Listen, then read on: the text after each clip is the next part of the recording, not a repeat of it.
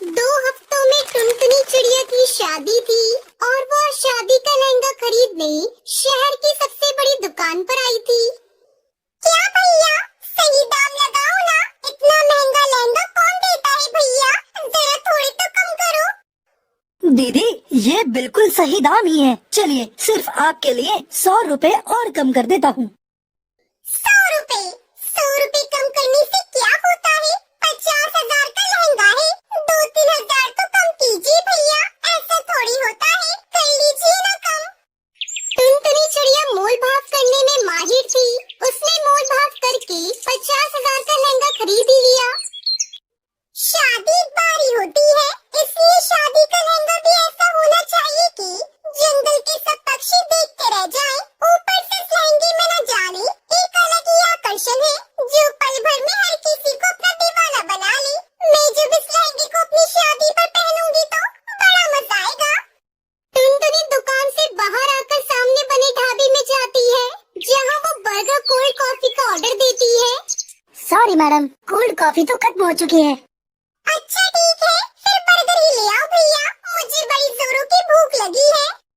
फिर टुनटुनी बर्गर का ऑर्डर देने के बाद अपने लहंगे की तरफ देखती है और कहती है, काश इसकी मैचिंग की सुंदर सी ज्वेलरी और सैंडल भी मिल जाए तो फिर क्या बात होगी। मैं सबसे सुंदर दुल्हन लगूंगी अपनी शादी पर। उसका इतना कहते ही उसके सामने उस लहंगे की मैचिंग की बेहद ही खूबसूरत ज्वेलरी और सैंडल उसके सामने आ जाती है। अरे ये तो चमत्कार हो गया, ये तो जादुई लहंगा लगता है। मैं जो भी मांग रही हूँ वो मेरे सामने आ रहा है। तभी वेटर बर्गर देकर वहाँ से चला गया। बर्गर खाते हुए टुनटुनी कहती है, बिना कोल्ड कॉफी के इस बर्गर को स्वाद भी नहीं आ रहा। काश कोल्ड कॉफी होती तो सच में मजा ही आ जाता। उसके इतना कहते ही उसके सामने कोल्ड कॉफी आ जाती है। अब टुनटुनी समझ चुकी थी कि जब से उसके पास ये लहंगा आया है, तब से उसके साथ ये जादू हो रहा है। इसका मतलब ये कोई जादुई लहंगा है। अब जल्दी से घर जाती हूँ और इससे अपनी जरूरत की चीजें मांग कर देखती हूँ। माँ पापा बहुत खुश होंगे। वो जादुई लहंगा टुनटुनी अपने घर ले जाने लगती है। आज उसके मन में खुशी के लड्डू फूट रहे थे। 2 हफ्तों में उसकी शादी थी और उसने शादी का लहंगा भी खरीद लिया, जो कि जादुई था। टुनटुनी यही सब सोच रही थी कि तभी पीछे से दौड़ता हुआ कोई आया और उसके हाथ से लहंगे का बैग छीनकर वो भाग गया। अरे चोर चोर, अरे कोई पकड़ो, अरे उस चोर को पकड़ो, मेरा लहंगा लेकर भाग रहा है, अरे पकड़ो कोई उसे। टुनटुनी एक डाल पर बैठकर रो पड़ी।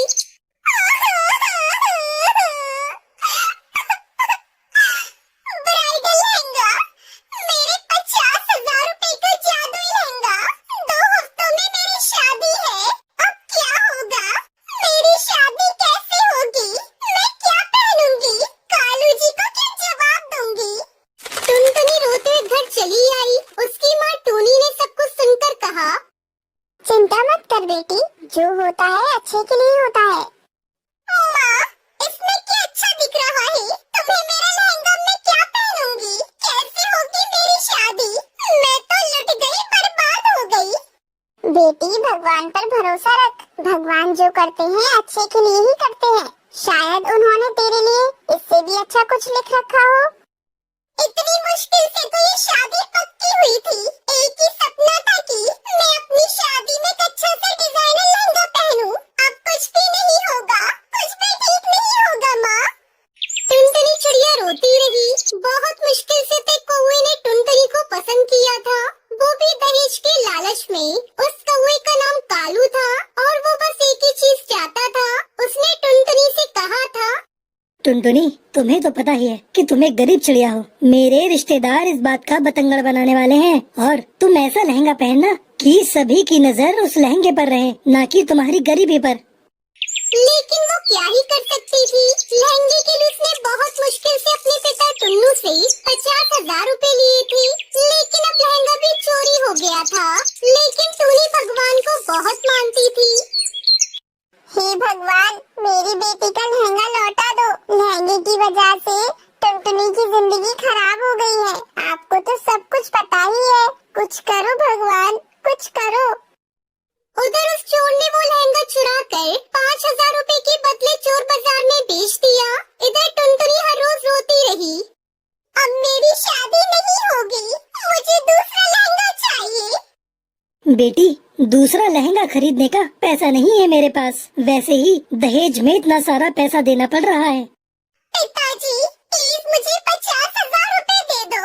उस लहंगे के बिना मेरी शादी नहीं होगी। बहुत रोने धोने के बाद टुन्नू ने टुनटुनी को 20,000 रुपए दिए। वो पैसे लेकर टुनटुनी फिर से दुकान पर चली गई। भैया, मेरे पास 20,000 रुपए है, मुझे वो वाला लहंगा मिल सकता है क्या, जो मैंने कल खरीदा था? अरे आप, नहीं बहन जी, वो लहंगा तो एक ही था। अब तो 1,00,000 रुपए देने से भी वो लहंगा नहीं मिल सकता है। टुनटुनी दुखी होकर घर चली आई। टूनी चिड़िया ने कहा, बेटी, मैं तेरे लिए लहंगा खरीद कर लाऊंगी, देखना उसमें भी तू बहुत अच्छी दिखेगी। टुनटुनी की माँ टूनी लहंगा ढूंढते ढूंढते चोर बाजार चली गई थी और वहाँ जाकर उसे वो वाला लहंगा दिखा। अरे वाह, ये लहंगा तो बढ़िया है। कितने का है भैया? 10,000 रुपए का मैडम। इतना सस्ता? दे दीजिए मुझे। लहंगा लेकर टूनी दौड़ती घर आई। टुनटुनी, अरे ओ टुनटुनी, ये लहंगा देख कैसा है। अरे ये तो जादुई लहंगा है माँ, मैंने तो यही खरीदा था। तुम्हें ये कहाँ से मिला? चोर बाजार से। मैं जल्दी से इसे पहन लेती हूँ। टुनटुनी ने उस लहंगे को पहन लिया। हे जादुई लहंगे, मुझे दुल्हन बना दो। और तभी चमत्कार हो गया। एक जादुई शक्ति से टुनटुनी के कानों में झुमकी आ गई। टुनटुनी बहुत सुंदर हो गई। थैंक यू मेरे जादुई लहंगे, तुम्हारी वजह से मेरी शादी हो पाएगी। तुम्हारा शुक्रिया अदा कैसे करूं? तुम बहुत अच्छे हो। ये तो कमाल हो गया, ये सब भगवान का ही किया धरा है। टुनटुनी, अब बस तू खुशी खुशी अपने ससुराल जाने के लिए तैयार हो जा। इस तरह टुनटुनी चिड़िया की शादी कालू कुएं से हो जाती है और वो खुशी खुशी जादुई लहंगा पहनकर डोली में विदा हो जाती है।